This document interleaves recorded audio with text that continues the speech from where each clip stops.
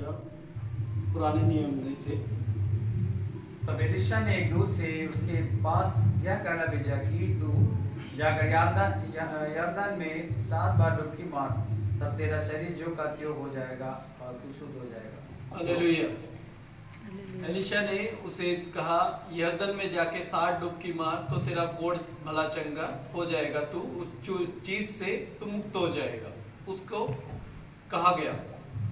और साथ ही क्यों कहे गए, कई एक बातें जब हम इसमें यहाँ पे देखते हैं तो हमने इसमें देखा था कि जो नामान था वो क्या था, थोड़ा सा घमंड करता था कि मैं उसमें क्यों जाके ना हूं, वो चीजों का घमंड था उसे। तो हम मेरे अजीजों नीति वचन में से हम पढ़ेंगे, नीति वचन निकालेंगे मेरे साथ।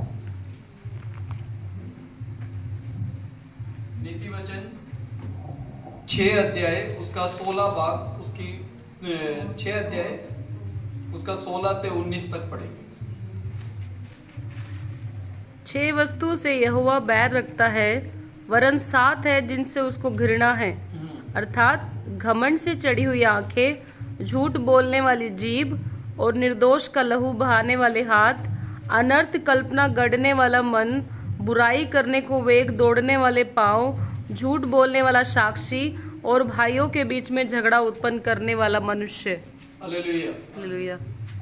ये 7 पॉइंट हमने नीति वचन में देखे, बातें पुराने नियम में, लेकिन ये नीति वचन में 7 पॉइंट हमने देखे जिससे प्रभु को क्या है, घृणा है। प्रभु इन चीजों से क्या है कि नहीं चाहता कि ये मनुष्य के जीवन में हो ये 7 बातें। अर्थात 6 वस्तुओं से यहोवा बैर रखता है, वरन 7 है जिनसे उसको घृणा है। 6 से तो बैर रखता ही है, लेकिन 7 है जिससे उसे घृणा है। अर्थात घमंड से चढ़ी हुई आंखें, जो हमने देखा था पुराने नियम में जब हमने पढ़ा था, वो क्या है, घमंडी था, क्योंकि वो कहता है कि मेरे देश में भी तो नदियां नाले वगैरह सब हैं, क्या मैं उसमें नहीं नहा सकता था। वो चीजें क्या है, घमंड है। वो नबी मेरे पास आके क्यों मेरे ऊपर आके प्रार्थना नहीं करी, मेरे ऊपर हाथ रख के प्रार्थना नहीं करी, ये उसको घमंड था, अपनी पदवी का घमंड था उसे। अर्थात घमंड से चढ़ी हुई आंखें, झूठ बोलने वाली जीभ और निर्दोष का लहू बहाने वाले हाथ। वो एक पोस्ट पे था जिसपे क्या है कि राजा के टाइम में क्या, राजा महाराजाओं के टाइम में किसी को भी मार दिया, राजा ने अगर बोल दिया तो उसको मार दिया जाता था, चाहे वो निर्दोष हो या कोई हो, उसको कोई मतलब नहीं, उसको मारना है तो मारना है। और अनर्थ कल्पना गढ़ने वाला मन, उस समय वो क्या कल्पना गढ़ रहा था, अपने विषय में बहुत सी कल्पनाएं उसने सोचा। उसने कहा कि मैंने ये सोचा था कि वो आके मुझे छुएगा, मतलब मन में अपनी कल्पनाएं गढ़ रहा है कि वो चीजें मेरे पास आके मुझे छूना चाहिए। अनर्थ कल्पना करने वाला मन, बुराई को वेग से दौड़ने वाले पांव, वापिस रिटर्न जाना चाहता था अपने पांव चीज में, लेकिन उनके जो साथ थे लोग, उस नमान कोड़ी के साथ जो लोग थे, लेकिन उसको रोका कि तू अभी ना जा, सुन ले। झूठ बोलने वाला साक्षी और भाइयों के बीच में झगड़ा उत्पन्न करने वाला मनुष्य। ये कुछ एक पॉइंट्स हैं जो आज क्या है, कलीसियाओं में काम कर रही है चीजें। उस समय ये जो नीति वचन का लेखक है, जो सुलेमान कहते हैं, सुलेमान ने पूरा नीति वचन नहीं लिखा, कुछ एक वचन मिक्सअप है। बाइबल में भजन संगीता भी पूरा दाऊद का लिखा हुआ नहीं है, वो भी मिक्सअप है, कई लोगों ने लिखा है, लेकिन कहा जाता है दाऊद का भजन संगीता है, लेकिन मिक्स है। तो ऐसे ही जो ये लेखक लिख रहा है, इसमें कुछ एक बातें हैं जो आज कलीसियाओं में पाई जा रही है, कलीसियाओं के अंदर पाई जाती है। भाइयों के बीच में ज्यादातर ये झगड़ा उत्पन्न करने वाला मनुष्य, ये चीजें क्या है, हम अपने आप से नहीं करते, लेकिन क्या है, शैतान हमारे बीच में ये कार्य करवाता है। वो नहीं चाहता कि परमेश्वर की दुल्हन परफेक्ट रूप से तैयार हो, जैसा परमेश्वर चाहता है वैसा दुल्हन तैयार हो, वो नहीं चाहता। शैतान क्या चाहता है, उसमें फूट हो, उसमें क्या है, दरारें हो, उसमें झुर्रियां हो, उसमें दुनियावी बातें हो, ताकि परमेश्वर की दुल्हन, जो प्रभु यीशु मसीह की दुल्हन है, वो पूरी तरह से दुल्हन के रूप में तैयार ना हो जैसा प्रभु यीशु मसीह चाहता है। कमियां हो उसके जीवन में, ये सब चीजें क्या है, शैतान चाहता है। लेकिन परमेश्वर चाहता है कि दुल्हन दुल्हन की तरह ही तैयार हो, उसमें किसी भी प्रकार की कोई बातें ना हो। हालेलुया। हालेलुया। जब इन बातों को हम अपने जीवन में अंगीकार करते हैं, भाई ने जैसे बताया कि प्रभु ने बीते सप्ताह में उन्हें अनेक अलग अलग परिस्थितियों से संभाला। प्रभु हमारा संभालता है जब हम प्रभु पे भरोसा रखते हैं। अगर आप भजन संगीता 121 अध्याय पढ़े, उसमें साफ साफ लिखा हुआ है कि परमेश्वर हमारी रक्षा करता है, आमीन। परमेश्वर हमें संभालता है। मेरे साथ निकाल लेंगे भजन संगीता 121 अध्याय।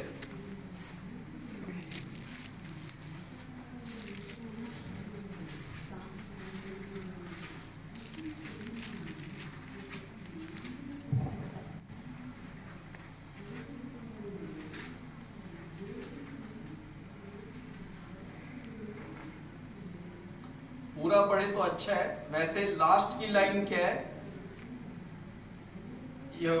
जैसे 121 का 8 में लिखा है, यहोवा तेरे आने जाने में तेरी रक्षा अब से लेकर सदा तक करता रहेगा। आमीन। हालेलुया। ये प्रभु ने डिक्लेयर कर दिया, ये हमें सोचने की जरूरत नहीं है। परमेश्वर हमारे आने जाने में हमारी रक्षा हमेशा तक करता रहेगा। ये बाइबल क्या है, जब हम पैदा नहीं होते उससे पहले का वचन लिखा हुआ है, तो परमेश्वर ने ये हमारे लिए पहले से ही कंफर्म है। हमारे लिए सोचने की जरूरत नहीं है।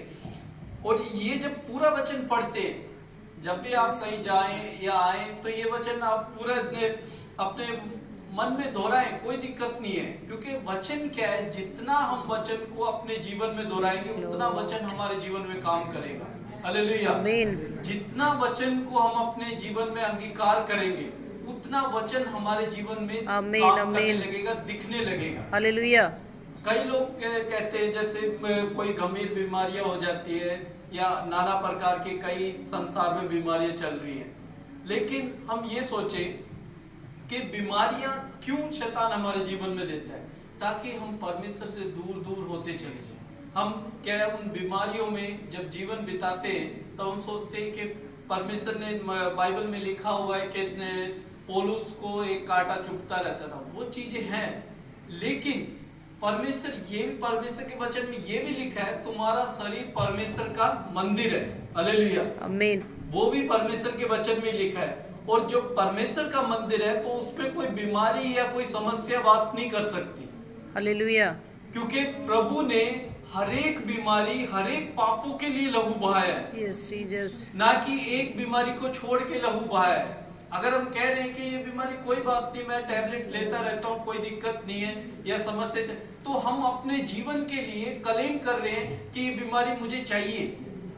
हालेलुया। हालेलुया। हमें ये क्लेम नहीं करना कि मैं, कोई दिक्कत नहीं है इस बीमारी से या इस चीजों से, स्ट्रगल कर लूंगा, मैं अपनी लाइफ में चल लूंगा परमेश्वर के साथ, गोलियां खा के भी मैं चल लूंगा। क्यों चलना हमें नहीं चलना इन गोलियों के साथ, इन समस्याओं के, इन दवाइयों के साथ नहीं चलना, इन बीमारियों के साथ नहीं चलना। क्योंकि खुदावन का कलाम कहता है तुम्हारी देह परमेश्वर का मंदिर है। आमीन। और अगर परमेश्वर का मंदिर है हमारी देह, तो परमेश्वर ही संभालेगा हमें संभालने की जरूरत नहीं है। अगर मर गए तो मर गए, कोई दिक्कत नहीं है। क्या हो गया, इस संसार को ही छोड़ के जाएंगे और क्या होएगा। और जब संसार को छोड़ के जाएंगे तो परमेश्वर के पास जाएंगे, ना कि इन चीजों के ऊपर भरोसा रख के जाएंगे। यहाँ पे कलाम में लिखा है 121 अध्याय, मैं अपनी आंखें पर्वतों की ओर लगाऊंगा, मुझे सहायता कहां से मिलेगी। परमेश्वर की ओर। बाइबल का लेखक पूछता है कि मैं अपनी आंखें पर्वतों की ओर लगाऊंगा। पर्वत क्या है, जो हमारे आगे सामने समस्याएं खड़ी है या हमारे चीजें खड़ी है, हम उनकी ओर आंखें लगा रहे हैं कि मुझे सहायता कहां से मिलेगी। लेकिन खुदावन का वचन 2 में कहता है, मुझे सहायता यहोवा की ओर से मिलती है जो आकाश और पृथ्वी का करता है। हालेलुया। हालेलुया। आकाश और पृथ्वी का कर्ता, बनाने वाला है, जो क्रिएटर है, वो कहता है कि मुझे सहायता वहां से मिलती है, परमेश्वर की ओर से। हालेलुया। और जब परमेश्वर की ओर से सहायता मिलती है तो हमें उसमें कोई मिलावट नहीं मिलेगी, कोई किसी भी प्रकार को उसमें कमी नहीं मिलेगी, क्योंकि परमेश्वर की ओर से वो सहायता मिलती है। Yes, Jesus. जैसे भाई ने बताया कि परमेश्वर हमारे और चारों ओर दूतों को रखता है। Hallelujah, hallelujah. आमीन। खुदावन का दूत हमारे चारों ओर हमारी रखवाली करता है, और ये वचन में लिखा हुआ है कि वो अपने दूतों को हमारे निमित्त आज्ञा देता है कि हमें पत्थर से ठेस भी ना लगे। हालेलुया। ये जो वचन है ये हम तो जानते ही हैं, लेकिन शैतान भी हमारे विषय में जानता है। शैतान भी वचनों को जानता है, बाइबल को अच्छी तरह जानता है शैतान। ये ना सोचे कि बाइबल को शैतान नहीं जानता। नॉर्मली जब हम संसार में चलते हैं तो वो नाना प्रकार से अटैक करता है, वचनों से अटैक नहीं करता। लेकिन आप जब प्रार्थना योद्धा बन जाते हैं, एक परमेश्वर में मजबूत स्थिर बन जाते हैं, एक खंबा बनाए जाते हैं। परमेश्वर जब खंबे के रूप में आपको बनाता है कि आपके ऊपर किसी भी तरह के फाटक प्रबल नहीं होंगे या किसी भी तरह की बुराइयां प्रबल नहीं होगी, तब शैतान आपको वचनों के द्वारा अटैक करता है, वचनों के द्वारा पूछता है। प्रभु यीशु मसीह को उसने वचनों से ही पूछा। वचन लेके आया प्रभु यीशु मसीह के पास कि बाइबल में लिखा है तू इस पहाड़ से कूद जा, वो तुझे हाथों हाथ उठा लेंगे। ये वचन नीति भजन संगीता में लिखा हुआ है। वचनों के जरिए वचन शैतान जानता है, लेकिन मन विश्वास नहीं करता, मनन नहीं करता उस पर। ये जानता है कि वचन लिखा हुआ है, कहाँ लिखा हुआ है, क्या लिखा हुआ, वो सारी चीजें जानता है। वो तब होगा जब आप पूरी तरह से अपनी आत्मा को परमेश्वर के हाथ में छोड़ेंगे। हमें 100% छोड़ना है। ये नहीं कि 90% छोड़ दिया, 10% अपने पास रख लिया अपने जीवन को। 100% अपने जीवन को परमेश्वर के आगे छोड़ना है। अगर 10% भी हम चीजों के विषय में सोच रहे हैं या सांसारिक वस्तुओं के विषय में सोच रहे हैं, तो 10% में भी शैतान काम करने लग जाता है हमारे जीवन में। तो 100% जब हम परमेश्वर के आगे अपने जीवन को देंगे तो परमेश्वर भी 100% हमारे जीवन को इस्तेमाल करेगा। हालेलुया। हालेलुया। बाइबल में प्रकाशित वाक्य के बारे में सब जानते हैं, रेवलेशन के बारे में आप सब लोग जानते हैं। उसमें 7 कलीसियाओं के विषय में बताया गया है। आने वाले सप्ताह में हम रेवलेशन के बारे में भी थोड़ा बहुत जानेंगे, ताकि जो लोग वचनों को नहीं समझ पाते आने वाले समय, क्योंकि अंत की बातें क्या है कि आने वाली शीघ्र चल रही है ये बातें। आमीन। अगर अब नहीं समझेंगे तो कब समझेंगे? आने वाले समय में हम रेवलेशन के बारे में भी थोड़ा सा जानेंगे। आमीन, कि आमीन। रेवलेशन हमें क्या सिखाता है, प्रकाशित वाक्य हमें क्या सिखाता है कि हमें किस प्रकार मसीह में होके चलना है, Yes, अपनी दुल्हन को Lord. किस प्रकार दुनिया में रह के हमें पाप Hallelujah. रहित लेके चलना है अपने जीवन यस को। लॉर्ड। हालेलुया। हालेलुया। जो वचन हमने आज पढ़ा, वापस हम उसी राजाओं की पुस्तक में जाएंगे, दूसरे राजाओं की पुस्तक में।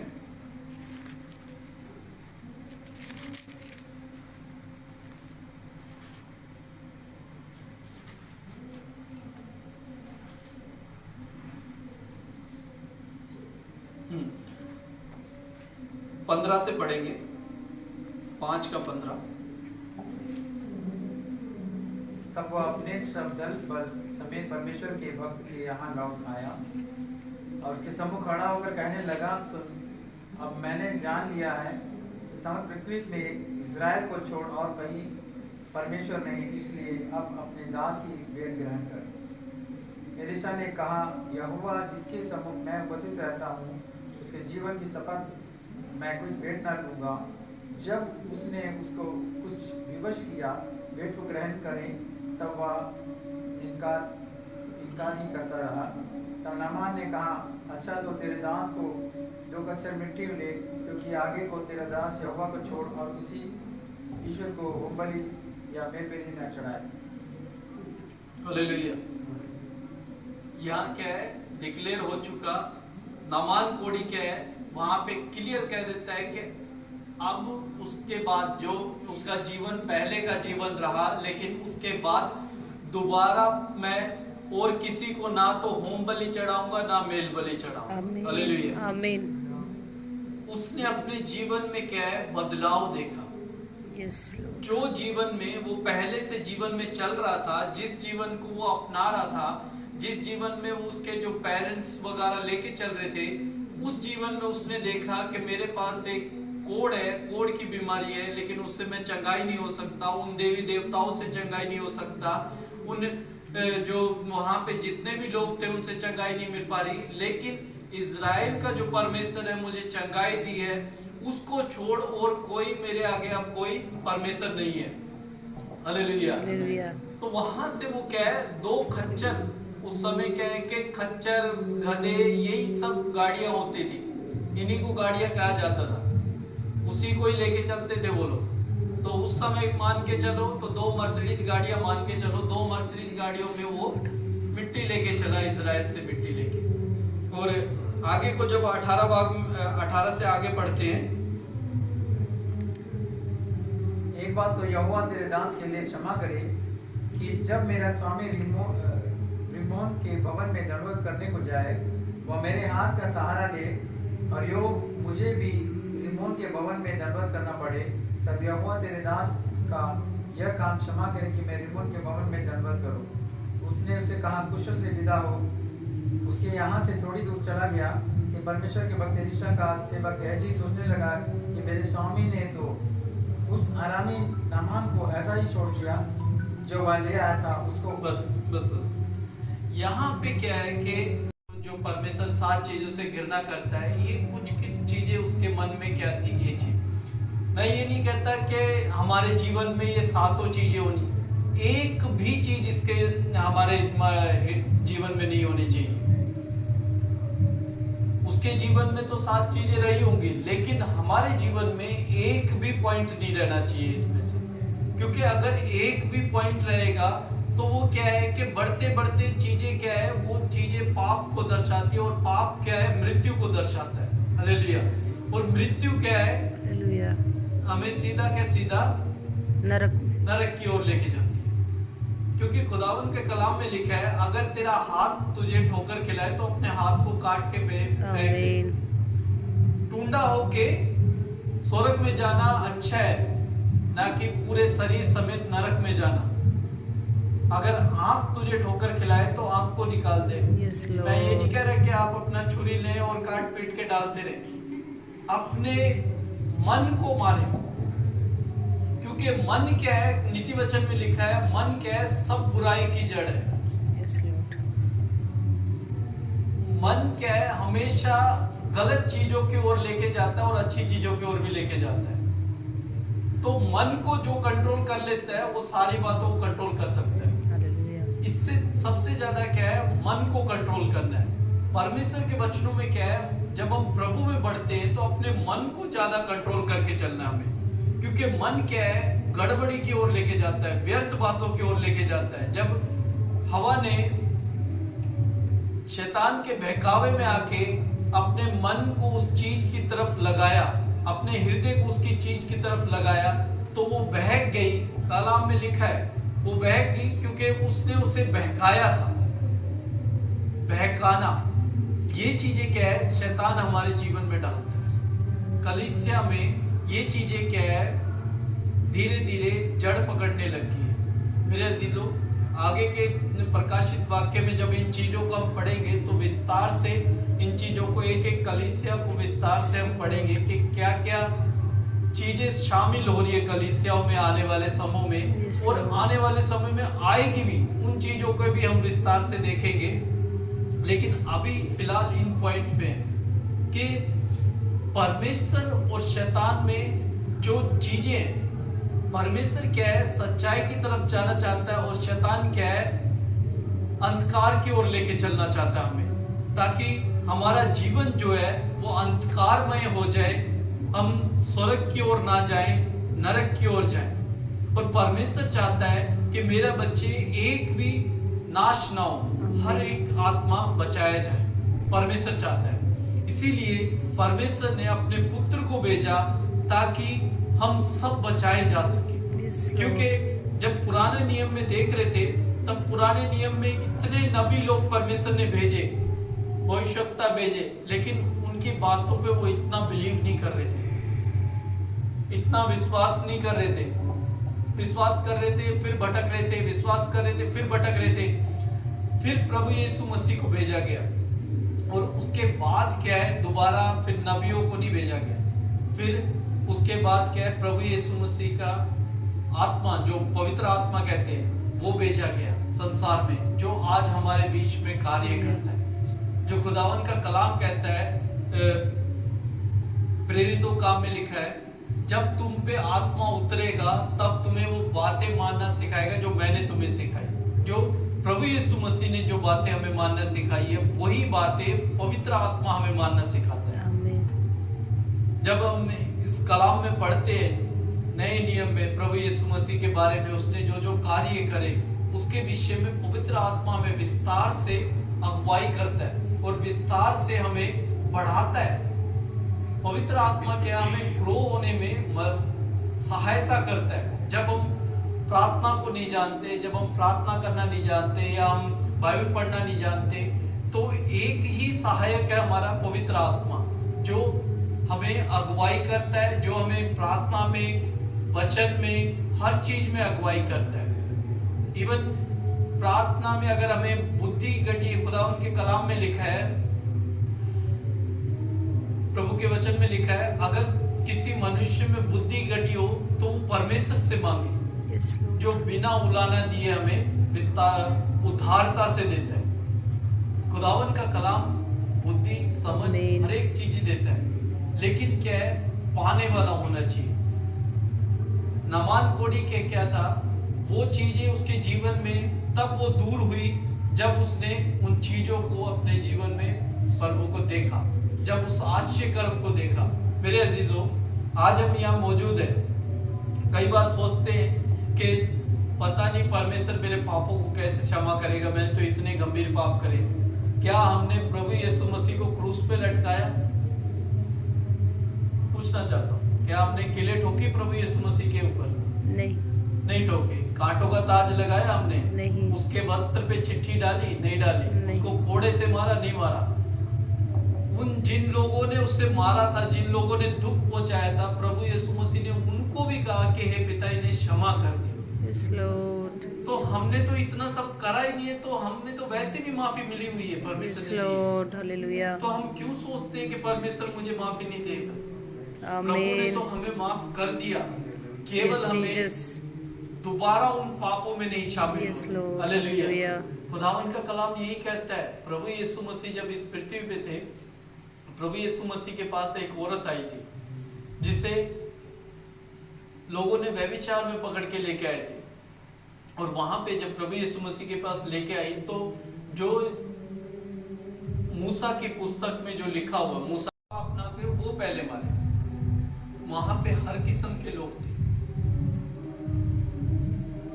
प्रभु को जानने वाले लोग थे, प्रभु को ना जानने वाले लोग थे, वचनों को मानने वाले लोग थे, वचन जो सुनते थे, वचन जो मानते थे। प्रभु यीशु मसीह के वचन नहीं सुन रहे थे, लेकिन बाइबल को मानते थे। उस समय यहूदी लोगों के बीच में वो औरत पकड़ी गई थी, फरीसियों के बीच में पकड़ी गई थी। लेकिन प्रभु ने क्या कहा, किसी ने तुझे सजा नहीं दी, मैं भी तुझे नहीं देता, जा दोबारा पाप ना कर। हालेलुया। अगर आपने पैशन ऑफ क्राइस्ट मूवी देखी हो, तो उसमें लास्ट में एक औरत दिखाई गई है, वो वैसा ही उसका सदृश्य दिखाया गया है। जैसे बीच में जब उसे पकड़ा गया था, लास्ट में दिखाया गया था, वो अपने कपड़े से प्रभु यीशु मसीह के लहू को साफ कर रही थी। तो थोड़ा सा वैसे ही दिखाया गया कि वही औरत है। अब पता नहीं वो औरत थी या नहीं थी, ये मालूम नहीं है, लेकिन कलाम ये लिखा है कि उसके विषय में दोबारा वो चीजें नहीं दिखेगी। प्रभु ने हमें पाप के लिए उत्पन्न नहीं किया, लेकिन शैतान हमारे जीवन में काम करता है ताकि हम पाप के लिए अपने जीवन को व्यतीत करें।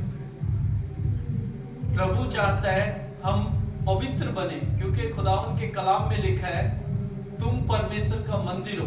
और परमेश्वर ने हमें औरों से अलग किया है, अपने लोगों से, संसार के लोगों से अलग किया है। तुम मेरी निज पर जाओ। प्रभु ने हमें बेटे बेटी होने का अधिकार दिया है, और परमेश्वर ने हमें निज पर जा करके अलग किया है। तो हमें पाप में जीवन नहीं बिताना, चाहे पाप कैसे भी क्यों ना हो। झूठ बोलना भी एक पाप है, चोरी करना भी एक पाप है, किसी के प्रति लालच करना पाप है।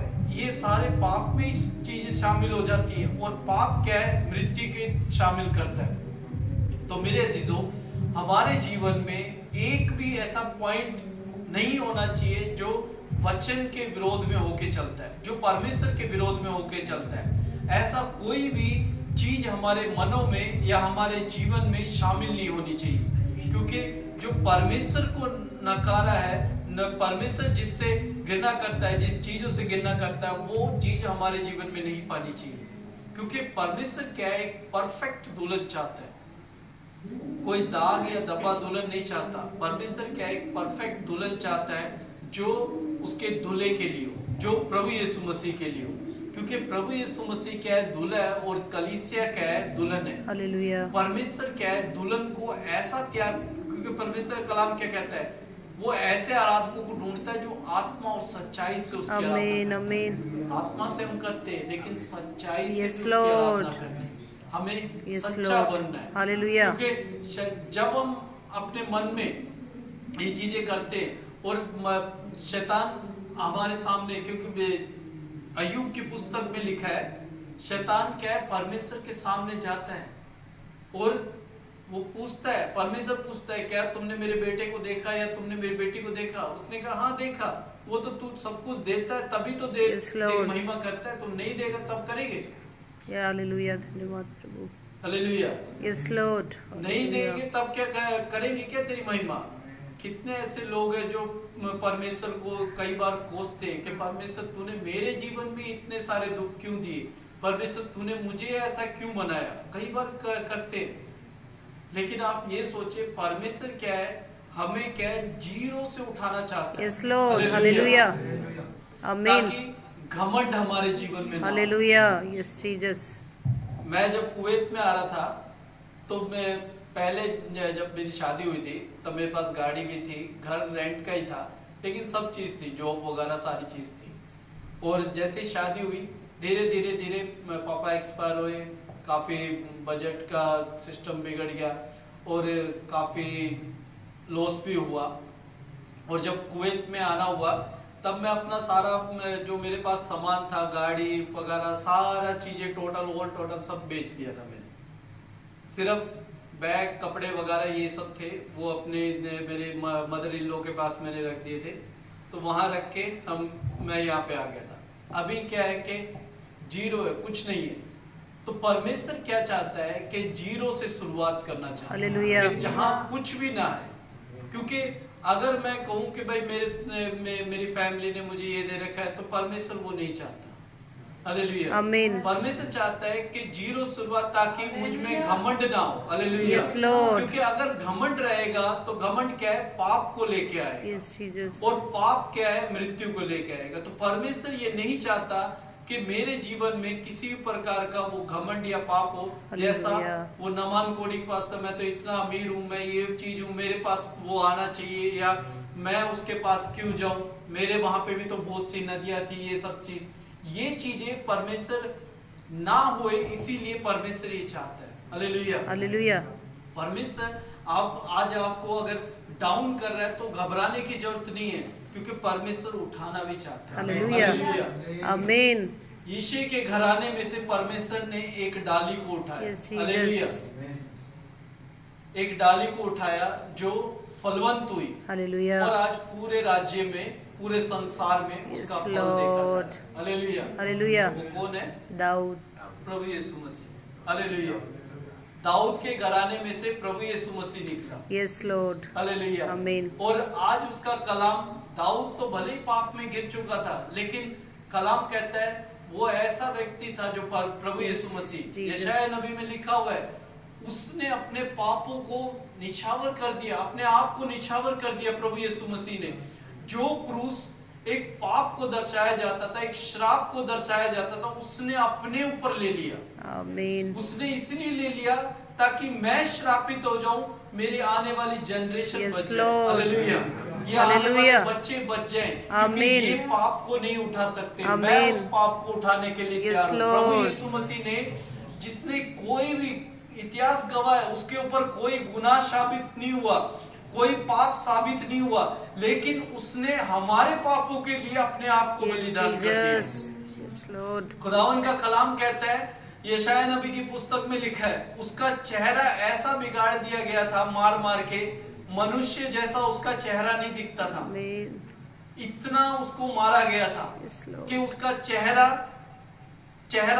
मतलब इंसान का चेहरा हम पहचान सकते हैं, Yes, Lord. लेकिन इतना उसको मारा गया था कि इंसान का चेहरा भी नहीं पहचान, प्रभु यीशु मसीह का चेहरा भी नहीं पहचान पा रहे थे, इतना उसको मारा गया था। Amen. उसने कोई पाप किया था? नहीं किया था। इवन वहां का जो राजा था, जो कैसर, वो कहता है मैं इस मनुष्य के ऊपर कोई दोष नहीं मानता कि इसने कोई पाप किया है। हालेलुया। Yes, Lord. उसने कोई Hallelujah. पाप किया भी नहीं था, लेकिन उसने हमारे पापों के लिए, मेरे अजीजों, हमारे पापों के लिए उसने अपने आप को बलिदान कर दिया, Yes, ताकि Lord. हम बचाए जा सके। और आज फिर भी हम उस आनंद की ओर भागते हैं जो कुछ समय का आनंद हो, कुछ समय की खुशी, उसके ओर हम भागते हैं। जो अनंत काल के आनंद, अनंत काल का जीवन है, उसके पीछे नहीं जाना चाहते। मेरे अजीजों, परमेश्वर हमें उस आनंद की ओर लेके जाना चाहता है जो अनंत काल का है। शैतान हमें कुछ समय का आनंद देना चाहता है और उस आनंद से वंचित करना चाहता है। हालेलुया। Hallelujah. हवा को, आदम को उसने कुछ समय का आनंद दिया, वो एक फल ही खाया था, पूरे पेड़ को नहीं खा लिया, सिर्फ एक फल खाया था, लेकिन क्या है, उस आनंद से उनको वंचित कर दिया। उस पूरे जो वहां के पेड़ थे, जानवर थे, सब से उन्हें वंचित कर दिया। ऐसे ही पर शैतान क्या, हमें थोड़ा सा आनंद देके उस पूरी महिमा से हमें वंचित करवा देता है। Yes, Lord. तो मेरे अजीजों, शैतान को हमारे जीवन में कार्य करने ना Yes, दें। Jesus. शैतान जब आए उसे डांट के दूर कर दे, Yes, Lord. क्योंकि शैतान हमारे जीवन का अधिकारी नहीं हो सकता। हालेलुया। Hallelujah. परमेश्वर हमारे जीवन का अधिकारी है। Amen. लास्ट का एक वचन पढ़ेंगे और फिर उसके बाद हम प्रार्थना में जाएंगे। प्रकाशित वाक्य उसका 22 अध्याय, लास्ट के 12 से 17 अध्याय तक है। लास्ट की पुस्तक प्रकाशित वाक्य, रेवलेशन। देख, मैं शीघ्र आने वाला हूँ और हर एक के काम के अनुसार बदला देने के लिए प्रतिफल मेरे पास है। मैं अल्फा और ओमेगा, पहला और अंतिम, आदि और अंत हूँ। धन्य है वो जो अपने वस्त्र धो लेते हैं, क्योंकि उन्हें जीवन के वृक्ष के पास आने का अधिकार मिलेगा और वो फाटकों से होकर नगर में प्रवेश करेंगे। पर कुत्ते और टोहने और व्यभिचारी और हत्यारे और मूर्ति पूजक और हर एक झूठ का चाहने वाला और गढ़ने वाला बाहर रहेगा। मुझे यीशु ने अपने स्वर्गदूत को इसलिए भेजा कि तुम्हारे आगे कलीसियाओं के विषय में इन बातों की गवाही दे। मैं दाऊद का मूल और वंश और भोर का चमकता हुआ तारा हूँ। आत्मा और दुल्हन दोनों कहती है आ, और सुनने वाला भी कहे आ। जो प्यासा हो वो आए, और जो कोई चाहे वो जीवन का जल सेंत मेंत ले। हालेलुया। हालेलुया। प्रभु का वचन जो आज हमने पढ़ा, प्रभु इन वचनों के द्वारा आप सभी को आशीष दे। यहाँ पे साफ साफ लिखा हुआ 12 में, देख मैं शीघ्र आने वाला हूँ, हर एक के काम के अनुसार बदला देने के लिए प्रतिफल मेरे पास है। मैं अल्फा और ओमेगा हूँ, पहला और अंतिम, आदि और अंत हूँ।